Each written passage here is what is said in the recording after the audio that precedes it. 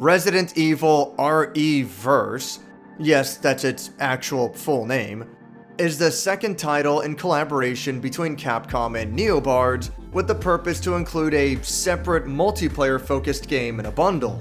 The first being Resident Evil 3 and Resident Evil Resistance, which I already did a review of both. Resident Evil Resistance was pretty janky, but I respect what they were going for and I thought the game was kinda neat, even if it was pretty unbalanced and a bit of a mess. Resident Evil Verse comes packaged with Resident Evil 8 Village, a game that released well over a year ago. That's a hell of a delay for what's supposed to be a lower budget multiplayer game thrown in just for fun. Unfortunately, the delay was pointless and amounted to nothing. This is easily one of the worst entries that carries the Resident Evil brand name, and that's really saying something for both the franchise's history and for how low the expectations of this game should have been. It's not just that it's bad and lazily produced, there's hardly any content here whatsoever that would make it worthwhile to play this game past a couple of days. Resident Evil Verse has a real simple setup. You choose from one of 6 Resident Evil characters, each with their own unique weapons and special abilities, and then you fight in a third-person shooter free-for-all deathmatch.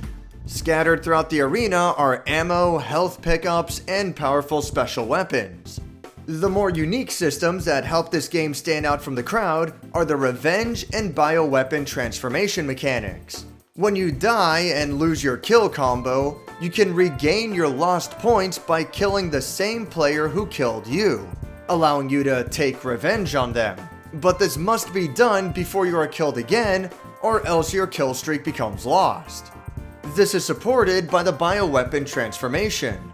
Scattered throughout the arena are biohazard canisters that, when collected, will transform you into a bioweapon upon death, complete with its own unique skills and attributes.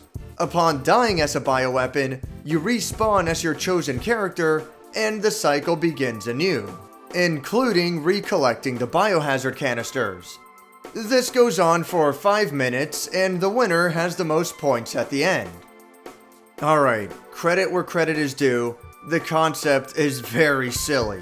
Not even Operation Raccoon City took it this far with how ridiculous the game is. Having a bunch of Nemesis and Jack Bakers run around at once is absurd, and the very idea of a deathmatch style game that spans the entire Resident Evil history and universe is so stupid that I can't help but love the idea. There are also some cool references in the weapon charms and costumes. The Umbrella Chronicles version of Ada is a little bit of a deep cut, and Hunk's Umbrella Corps costume is a reference that I'm sure most people would rather forget. The Raccoon City Police Department and Baker Estate maps are condensed versions, but they do a pretty good job at representing the original source. If nothing else, it at least comes off that this game cares a little bit about the Resident Evil history. Too bad the game itself sucks. The speed of the game is way too slow to the point that it's frustrating, and this might be the core issue here. Keep in mind that this is essentially structured like an arena shooter, not too dissimilar from games like Quake 3 Arena or Doom 2016. One of the main facets that defines that genre is how weapons, power-ups, and other item pickups are scattered throughout the map, encouraging the player to always stay on the move in order to keep their inventory bolstered. I know there's a lot more to it than just that, such as controlling key areas of the map, but that is definitely a main part of the genre at its core. And one of the most important things that help emphasize this aspect is the speed of the game. Resident Evil Verse is just way the hell too slow. You only have a basic run speed and a dodge roll to get you around. Picking up items always feels like a chore because you have to go far out of your way to get them. And God forbid you end up getting blindsided by another player just for doing so. What we end up with is an arena shooter with simpler controls and slower pacing than even Call of Duty. It's a match made in hell. Collecting items and exploring the map can easily leave you open to nearby enemies, and the time to kill is so small that the player caught unawares almost never stands a chance. What compounds this mess is the atrociously poor netcode. While it's technically not as bad as Metal Gear Online 3 from like 7 years ago, at the very least, with that game, the crazy lag spikes were somewhat consistent, and you could almost work with it. With Resident Evil Verse, it'll feel like melee attacks harmlessly pass right through an opponent. The hitboxes are so specific, on top of you hoping that the netcode works in your favor. In general, playing the game always feels like I'm underwater. Everything I do feels delayed and unresponsive, and definitely not much fun. It's such a shame because, using Resident Evil 6 as an example, it's possible for there to be a Resident Evil game with solid combat controls. The speed in Resident Evil 6 is pretty good, and many obstacles can be vaulted over, which helps open up the arena. There are also more creative movement options beyond a simple dodge roll, so it's not nearly as much of a hassle just to get to where you want to go, or to escape from an otherwise unfavorable situation. It can be pretty awkward at first, but once you get used to it, it's responsive and fun to control. The quality of the actual versus play is certainly debatable, as is the single-player campaign, but at least the game itself controls well. The same simply cannot be said for Resident Evil Verse. To make things worse, it's such a gamble as to whether or not you'll even win in a firefight. There are several equipable perks that adjust raw stats, such as attack power, defense, and the effectiveness of certain abilities. But buying them all will definitely take a while, especially when some of the best ones, like just improving the damage output of a bioweapon's standard attacks, are locked behind progression in the Battle Pass. Yeah, if all the above wasn't already enough, there's also a Battle Pass that gates off gameplay upgrades. So if you're coming into this game fresh and your opponent has double the hours on you, then you're not gonna have a good time. And something tells me the skill-based matchmaking isn't going to amount to much in the long run for this game. Even so, it's still almost impossible to know how close you are to winning in a fight, and you can easily be prone to having your kill stolen, which is common enough in your typical Call of Duty, but it's doubly frustrating here because of, again, how slow the game is. Not to mention that by simply collecting biohazard canisters, your gun's attack power and accuracy are permanently improved until you die. So if you just can't find any around you, but your opponent spawns right next to two of them, then you're kinda screwed.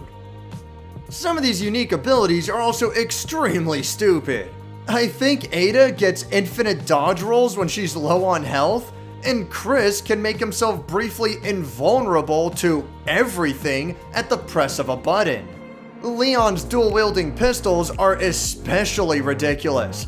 All of this is as if the game was balanced around making everyone as overpowered as possible, which is obnoxious in a game where it's so easy to die. Many situations can also leave you stun-locked to death, usually from bioweapon attacks, but human opponents can do this as well. Much of the combat turns into a guessing game where you have to hope that your dodge roll passes through an attack, or else you die right then and there. And it's not always easy considering how bad the netcode is.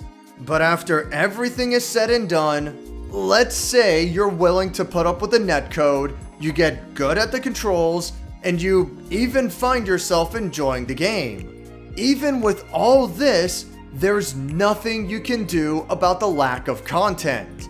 There is only one game mode, 2 maps, and a rather limited roster of characters. At the very least, you can create a private room to play with friends, and crossplay that includes PC and Xbox is available.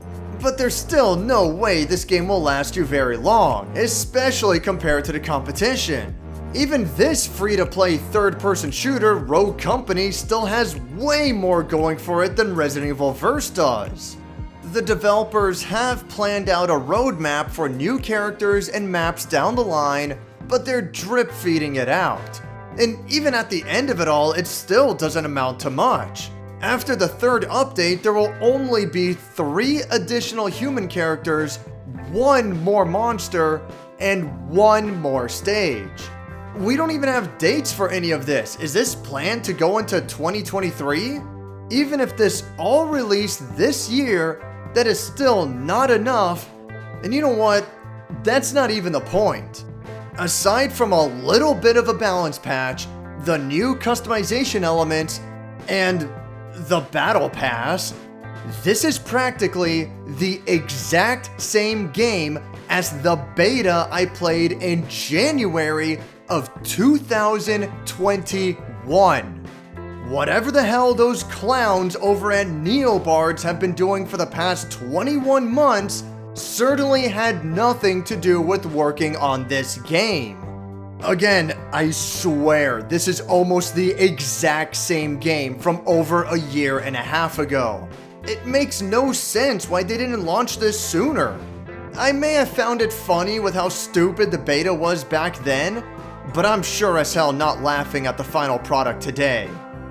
Thankfully, Resident Evil 8 Village is a decent game on its own that I would recommend. It has its problems, but it's not so bad. The fact that Resident Evil Verse comes included is more of a sick joke than anything else, but at least it can be easily ignored. Still, that's not good enough for me. Capcom marketed this as a bundled game, and the product as is very disappointing. With Resident Evil Resistance, I respected the attempt and I could tell that they at least tried. With Resident Evil Verse, that same respect was returned to me as a slap in the face. If you bought Resident Evil 8 Village, then I'd recommend against bothering to install this.